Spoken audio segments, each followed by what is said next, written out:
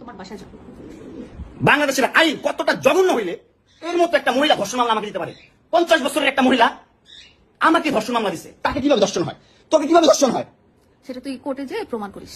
Court তো তোর কি না, তোর বাপের না কোর্ট? তোর বাপ আর্মিতে, তোর ভাই আর্মিতে, তোর জামাই আর্মিতে, তোর দুইটা তুমি তোর বাসায় কিভাবে আসছি বল? কি করো তুমি আমার বাসায়? বল কিভাবে আসছি?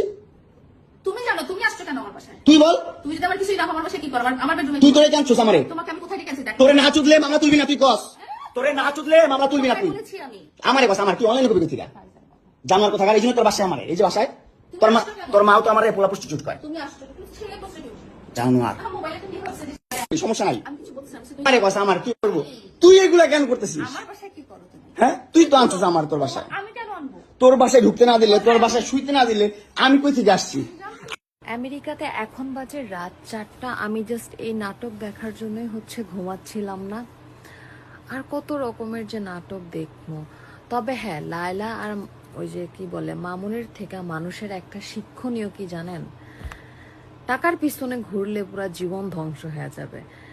এক হচ্ছে যে এই যে কিছু লোভে লোভে পইরা মামুন এখন তার নিজের লাইফ পুরা ধ্বংস করে দিয়েছে। 5 মামলা খায় ঝুলতেছে, জীবন এখন চাইলেও ছুটতে পারতেছে না, নারী নির্যাতন, ধর্ষণ মামলা, এইটা সেটা।